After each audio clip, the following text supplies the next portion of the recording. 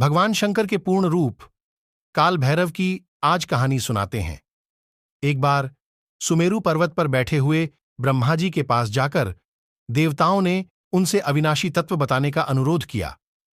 शिवजी की माया से मोहित ब्रह्मा जी उस तत्व को न जानते हुए भी इस प्रकार कहने लगे, मैं ही इस संसार को उत्पन्न करने वाला स्वयंभू, अजन्मा, एकमात्र ईश्वर, अनादि भक्ति, ब्रह्म घोर, निरंजन आत्मा हूं।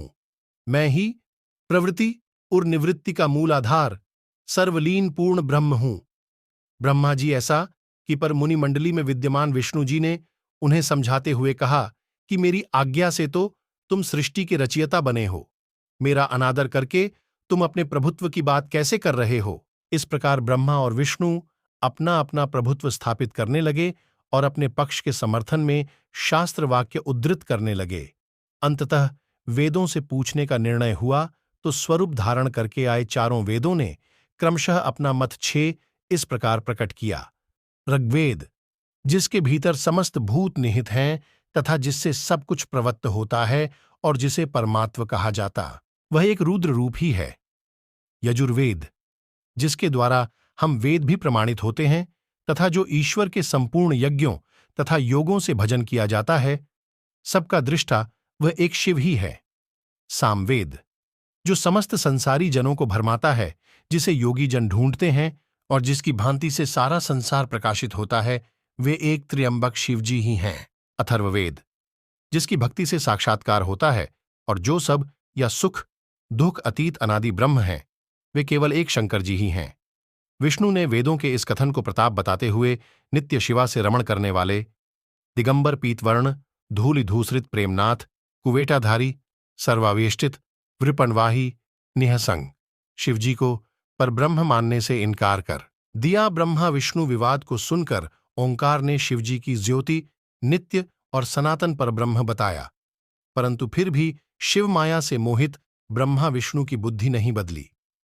उस समय उन दोनों के मध्य आदि अंत रहित एक ऐसी विशाल ज्योति प्रकट हुई कि उससे ब्रह्मा का पंचम सिर जलने लगा। इतने में त्रिशूलधारी नील लोहित शिव वहां प्रकट हुए तो अज्ञानतावश ब्रह्मा उन्हें अपना पुत्र समझकर अपनी शरण में आने को कहने लगे। ब्रह्मा की संपूर्ण बातें सुनकर शिवजी अत्यंत क्रुद्ध हुए और उन्होंने तत्काल भैरव को प्रकट कर उससे ब्रह्मा पर शासन करने का आदेश दिया।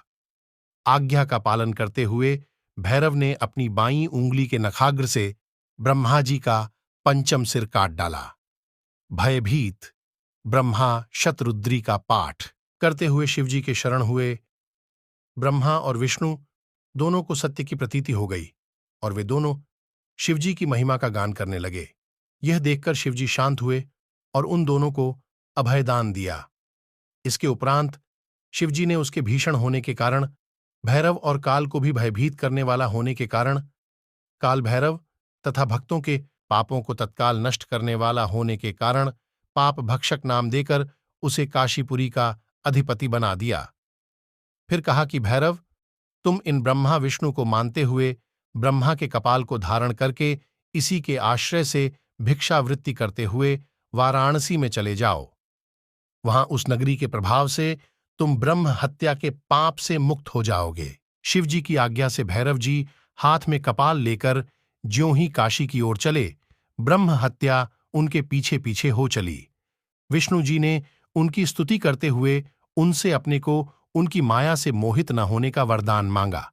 विष्णु जी ने ब्रह्म हत्या के भैरव जी के पीछा करने की माया पूछना चाही तो ब्रह्म हत्या ने बताया कि वह तो अपने आप को पवित्र और मुक्त होने के लिए भैरव का अनुसरण कर रही है। भैरव जी ज्यों ही काशी पहुंचे त्यों ही उनके हाथ से चिमटा और कपाल छूटकर पृथ्वी पर गिर गया और तब से उस स्थान का नाम कपाल मोचन तीर्थ पड़ गया। इस तीर्थ में जाकर सविधि पिंडदान और देवपितृ तर्पण करने से मनुष्य ब्रह्म हत्या के पाप से निवृत्त हो जाता है। मैं मुकेश यादव आज भी आप लोग को हर रोज के भांति भगवान शंकर के पूर्ण रूप काल भैरव की कथा सुनाई है। कृपया आप सभी लोग जरूर कमेंट करके बताइए मेरे द्वारा सुनाई गई कहानी कैसी लगी। आप सभी लोग एक बार वीडियो को जरूर शेयर करें। आज के लिए इतना ही, मिलते हैं अगली वीडियो में आप सभी लोग को धन्यवाद।